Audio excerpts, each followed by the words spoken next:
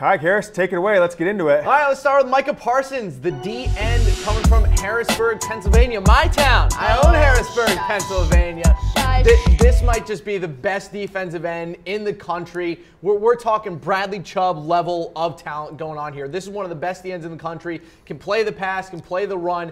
An outstanding outside guy for any program. However, he's from Harrisburg, Pennsylvania. Penn State apparently has always been this guy's dream in terms of college. And the last 2 years has also really pushed his decision-making forward. You know, if he was going to, a Penn State team that wasn't quite as good, I think he might have actually leaned towards an Ohio State program.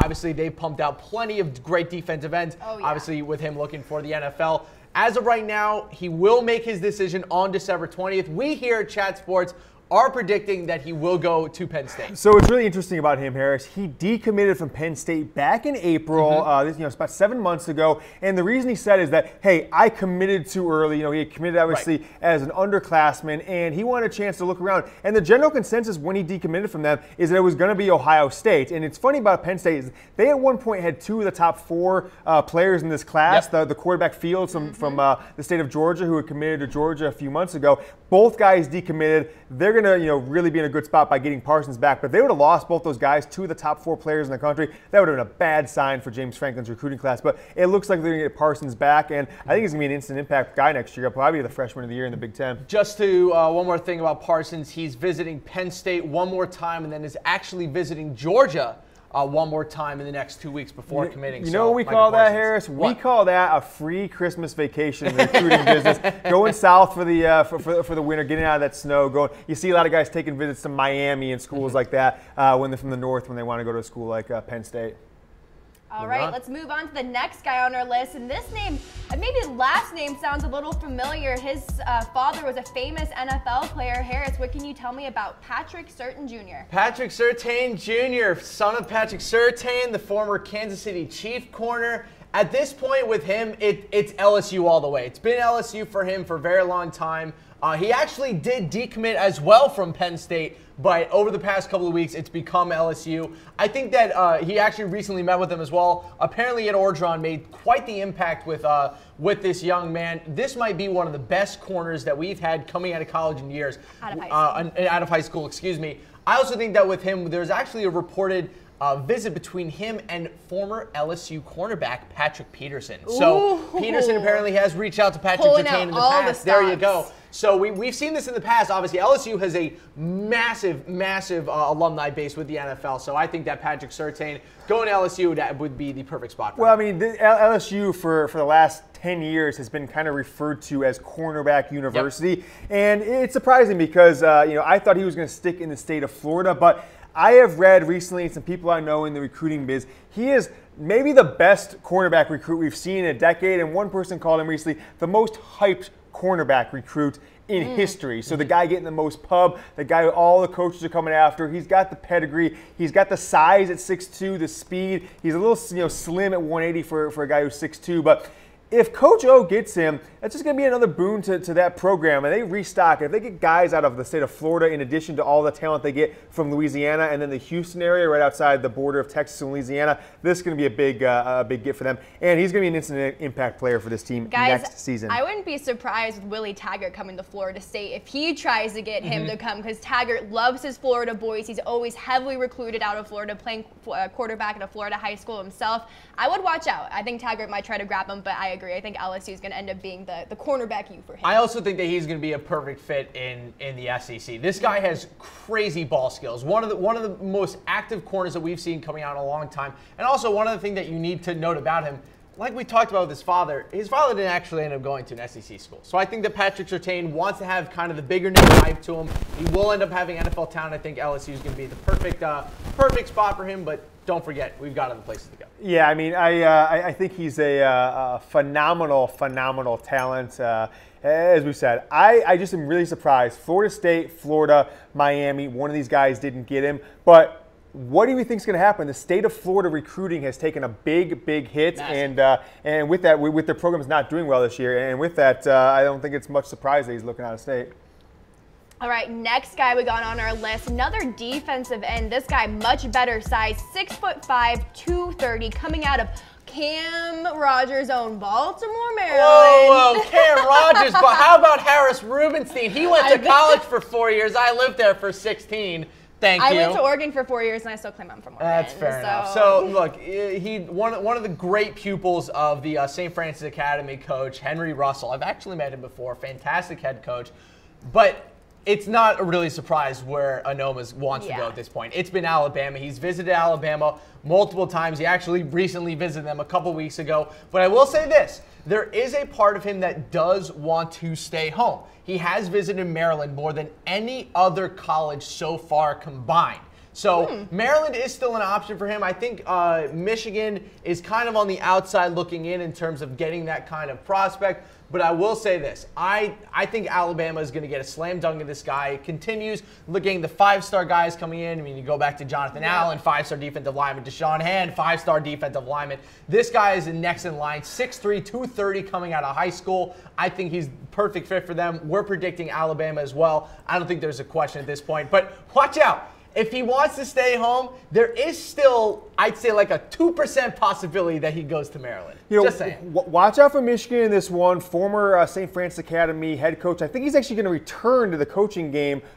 Biff Poggi, who is the father of a Michigan player and was a kind of one of these assistants, non-coaching football assistants for Michigan the last 2 years, has a strong relationship with him. They got him on campus recently, and I think there's an outside chance. You never know with Harbaugh, but you know, it looks like it's going to be Alabama at this point. They have done the best defensive line in recruiting over the past decade, without a question for anybody. All right, next guy we got on our list, another defensive end, KJ Henry. He hails from North Carolina, Clemson to be exact. Harris, what can you tell me about this guy? Well, KJ Henry has been being run after by Virginia Tech. Justin Fuentes actually personally visited with KJ Henry multiple times, trying to pull him away from Clemson and Dabo Swinney. He actually recently, like I said, met with Virginia Tech and has also visited South Carolina in the past couple of months. But at this point, we're going to predict that he's going to Clemson. It's almost been Clemson the entire time that he's gone through this recruiting process, ever since they became one of the elite defensive schools in the country. He's from North Carolina. Exactly. A pretty easy choice for him, but there are a lot of different options that he could go to. We're still going to stick with Clemson, but there could be a little bit of pull from Virginia Tech. I will say that, but I think it's Clemson as of right now. I'm actually kind of surprised to see NC State not on this list at all, but as of right now, it's Clemson. Why would they be on the list? I know he's from North Carolina, but it's a small region. Clemson is the dominant school in the Carolina region this day. I have no surprise. And North Carolina typically is not a big-time college football. They don't get 5-star. North Carolina State, I would just say that if you're KJ Henry and you're looking at the NC State program, the coach is staying, plus they did turn Bradley Chubb, a former 5-star recruit, into one of the best defensive players in the country. But again, it's Clemson. Historically, if you're from North Carolina, South Carolina, and you're a 5-star recruit, you're going to a Florida school or you're going to Alabama, Auburn, or Georgia, right? And now it's just in the last 5-6 years that Clemson is starting to make a play for these guys. All right, up next on our list, an offensive player making the list for the first time, Jackson Carman, offensive tackle out of Fairfield, Ohio. And we're picking Ohio State for this one for obvious reasons. Harris, what can you tell me about this guy? What I can tell you about this guy is that this dude at 18 years old is 6'6", 330. He's huge. He is an absolute mammoth of a man. Look at his picture. Like, he does not look like a high schooler at all. And I'll also put it this way. Along with his size, he is the talent to boot. This guy has such a quick release off the line in terms of the offensive tackle. Quick feet, good fundamentals,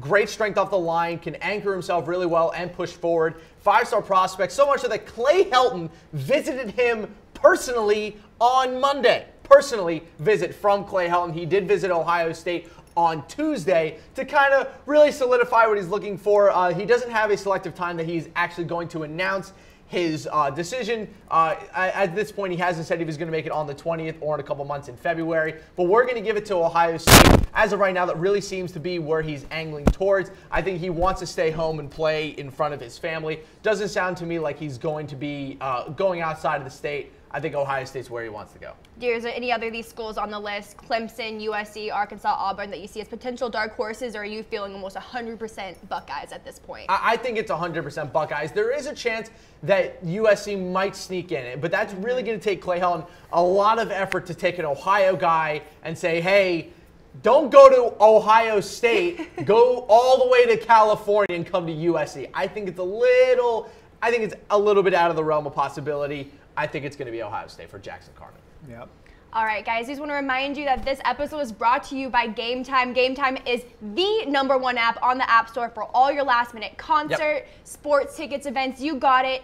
Or you name it, they got it. They absolutely just track all the lowest ticket prices to give us the best deals. Everyone here at the Chat Sports Studio uses it. They have tickets for as low as $1, guys. Like, that's not an exaggeration. Like, $1 to go see a Mavs game or a Stars game, you really can't beat it. Little pro tip, they'll ask you to turn on push notifications and obviously location. If you do that, you're downtown Dallas, you might get a push notification 45 minutes before the game, a Mavs game. Hey, tickets as cheap as $6. You wait to 10 minutes before the game and you're within walking distance, you might see them for 60, 70% off what anybody else is going to pay for them. GameTime.co or chatsports.com/tickets for iPhone or Android. All right, let's go to number 6 now on our list of top uncommitted recruits in the 2018 class.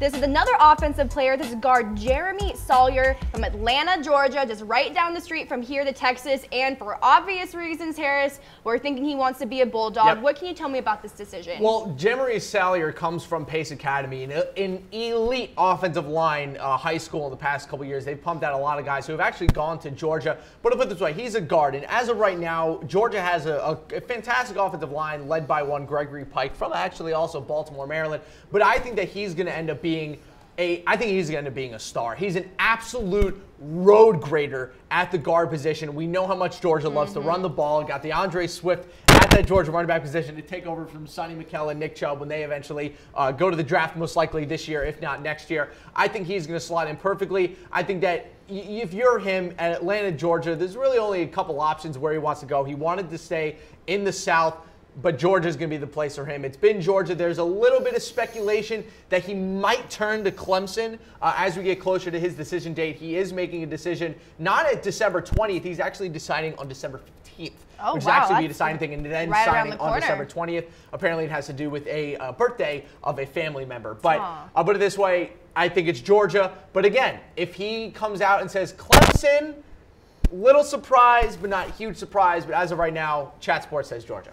You know, this would be another big just a recruit for them. They got a five-star commit last year on the offensive line, and it looks like they're going to do that again this year. So if they can continue this path of five-star offensive linemen, one a year or potentially sometimes two a year, you know, Georgia's going to be a tough team to beat down the road, knowing how they like to run the ball. It all starts up front, and this is going to be a guy that's going to likely get a lot of playing time, you know, in the next 3 or 4 years. 18 years old, 6'4", 332. It's like Michael Orr, just running over people. Like his high school highlights are just incredible. He's just running over people. Absolutely unbelievable size. Let's continue on this list of top uncommitted recruits of 2018.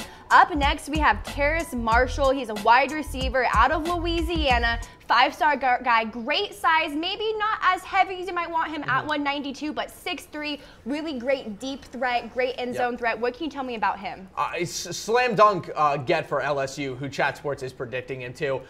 I think that if you're a wide receiver and you go to the South, I think LSU is actually maybe the go-to school. They've pumped out so many NFL-ready wide receivers over the past couple years. Odell Beckham Jr., Jarvis Landry, who both of which, mind you, have also reached out to Terrace Marshall to try to coerce him to LSU. But he's actually been in LSU. And he hasn't officially committed to LSU, but he has been a favorite to go to LSU for a pretty long time now. Almost his entire senior season has been kind of assumed that he would go to LSU. Watch out, though. I think that Willie Taggart of Florida State could maybe get in there a little bit and maybe start to throw a little doubt, say, hey, you know, we have DeAndre Francois coming back. I'm bringing my offense. You can learn under Auden Tate, who's going to eventually be an NFL wide receiver. So I think that there is a chance that he turns to Florida State a little bit, but I think there's about a 95 to 98% chance he goes to LSU, so I'm going to predict LSU. Is that allowed for players to call, guys? I'm not sure if that's allowed, by the way. The pro players, I have to look into that a little bit. But why would it be? They're just an alumni reaching out to a young kid. If they do it publicly, it's not allowed. Privately, they have to take a look. But you know, a lot of talent in Louisiana, and with Coach O has been universally seen for the past 15 years as a phenomenal recruiter. Now, it's going to be seen as the further you get away from Les Miles and the pipeline that he had and the kind of development of players from freshman to senior if they can keep up that level of success. Surprise people with a 9-3 year this year. We will see going forward if he can turn guys like Terrace Marshall here and other 5 stars that they're in on into All-American and then potential NFL players after that.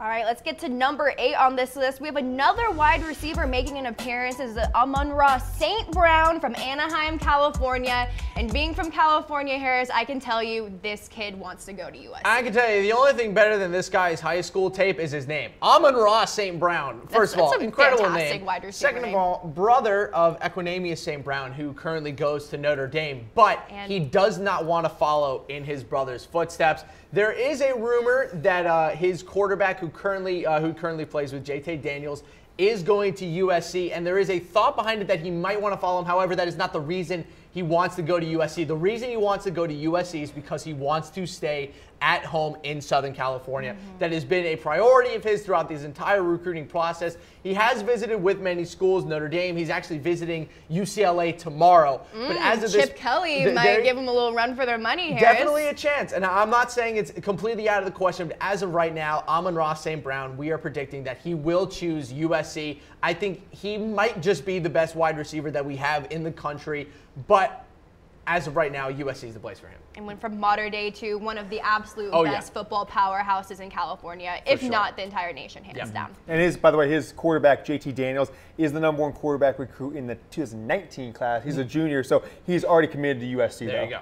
There you go. All right, number 9 on this list. I love this name, guys. Cade Mays from Knoxville, Tennessee. What can you tell me about this offensive tackle? Well, what's really disappointing is the fact that he was committed to Tennessee, and as of 3 months ago, Lena, was giving interviews talking about how he was motivated to bring other high-star prospects to the Vols. That was 3 months ago. And then guess what? Or excuse me, the Vols. And then guess what? He didn't actually go to Tennessee. He is now decommitting, and we are now predicting that he's going to flip and go to Georgia instead, which would be a massive, massive steal for the Bulldogs to be able to steal, you know, the #2 offensive tackle in this class, who's from Knoxville, Tennessee, and steal him from Tennessee. He's 6'6", 318, Harris. He's elite. What are we feeding our kids nowadays? Good gosh. And one of the things that's special about him also is that as good of a run blocker as he is, he's also a fantastic pass blocker coming out of Tennessee. That's actually one of his specialties at his high school, and one of the things that he's famous for is his ability to block in the passing game. He's physical on the outside. He's also an incredibly intelligent guy. I am stunned that Tennessee wasn't able to rile this guy in. But there is a rumor that it also depends on what coach Tennessee hires, whether or not he even considers going to Tennessee. We don't consider as much. I believe it's defensive coordinator from Alabama, Jeremy Pruitt, was just hired as the next head coach of Tennessee. So we'll see what he's able to do there with Mr. Cade Mays. Funny, just addition what you said about the size of these kids. I saw this thing a few weeks ago on the 25th anniversary of the 1992 Michigan Big Ten champion team. Just as a side note, average size of their starting offensive line, a team that went to the Rose Bowl and blew out Washington, right, was, I believe, and this is kind of coming from memory from a few weeks back, it was like 6'2", 265, right? This is the starting offensive line. This kid's 6'6", 320, and you see this all across the board in the top 100 of these recruiting classes. So this is just, the size is amazing. It is literally absurd. All right, last guy we have on this list, number 10. This is a fun name, guys. Offensive tackle Nicholas Petit-Frere from Tampa Bay, Florida. He went to Berkeley Prep. He's #3 offensive tackle recruit in the nation right now, 5-star recruit overall. But we have him picking the Gators. Harris, tell me why. Well, I think for the most part, a lot of things that I've seen is that he wants to stay in the South. Alabama was actually a pretty intense option for this guy, but he's going to end up staying in Florida. I think the coaching change might have shaken some things up for him, but I think he's going to end up being pretty happy with Dan Mullen, who they just brought in. He has actually visited with Dan Mullen since they've kind of gone through their whole thing, or through the whole hiring process. I think that he's going to be a fantastic option for them on the outside. I think he projects more as a right tackle in college than he does as a left tackle, but that's more of a personal thing rather than what a coach is going to put him at. But I think Florida is going to be the perfect place for him. That's where we at Chat Sports are predicting him to go to. He will end up making his decision on December 20th, so we will know soon where our Frenchman wants to go. You know, the coaching uncertainty and how Jim McElwain kind of just was fired out of nowhere during the middle of the season opened up the door. I think you're going to see a little more uncertainty when it comes down to the wire with him. Maybe he visited Michigan, Notre Dame, potentially Alabama. So this is one of the ones I'm probably least certain about of this top 10. That I think Florida is kind of the fallback. We don't really know for sure, but I do think it was a month stretch where all these other schools had a chance to really recruit him, where Florida didn't have much to say other than like, hey, we still got a football team. We'll see what happens. You know? And he did pose an official visit to Michigan on November 25th. So he is still looking around. I think he does want to make a decision in a couple weeks, but is there? I think I'll put it this way. I don't even think he knows where he wants to go yet. I think he's still deciding.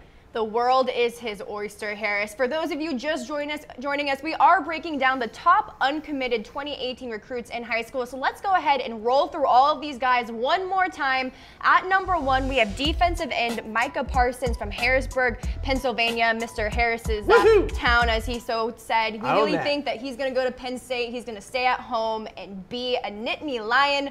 At number 2, we have cornerback Patrick Surtain Jr., son of famous NFL player Patrick Surtain Sr., and honestly just one of the best high school cornerbacks of all time. He's going to be probably going to LSU, as we so famously dubbed cornerback U. Yep. And at number 3, let's moving on. We have defensive end Eyabi Anoma. So he's from Baltimore, Maryland, and we have him picking Alabama. It just seems like that is the best fit for him right now, Harris. Absolutely. And I'll put it this way. At this point, it's either Alabama or Maryland, and I think there's a very obvious choice to be made right there. At number 4, we have defensive end KJ Henry. He hails from Clemson, North Carolina, and we are just sticking with this trend. We think he's going to be a hometown boy, and he's going to be a Clemson Tiger. Yeah, this for me is an easy one. But remember, watch out. South Carolina and Virginia Tech are still on the board for places that he could go. But as of right now, we're going to say Clemson. All right, moving on. We have offensive tackle Jackson Carman.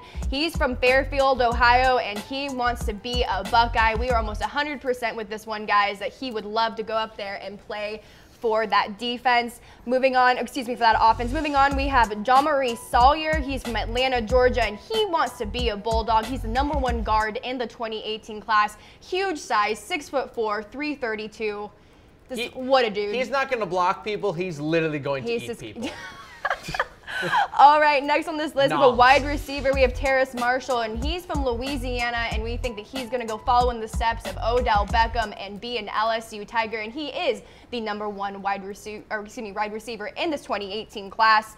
Next up, we have Amon-Ra St. Brown. What a fantastic name. He hails from Anaheim, California. He goes to modern day, and we think he's going to be a USC Trojan, and I think that is fair to assume because that is a fantastic offense to play for. And just watch out for his quarterback who comes in next year, who's the #1 quarterback in the next year's class. He's currently a junior. There you go. Number 9, we have offensive tackle Cade Mays. He hails from Knoxville, Tennessee, and he decommitted from the Vols, and he decided he might want to be a Georgia Bulldog. We're unsure. We're not 100% with this one, but this seems to be the way that he is leaning. And last on this list, we have offensive tackle, our Frenchman, Nicolas Petit-Ferrer. He is from Tampa, Florida. We have him potentially being a Gator right now, but this one we're really not sure about, guys. He's a lot of options on the board, and as I deemed before, the world is his oyster. Yeah, absolutely. And again, I think James was right what he said before, that this is probably the one who we have the most question marks about. Notre Dame, Bama as well. He actually visited,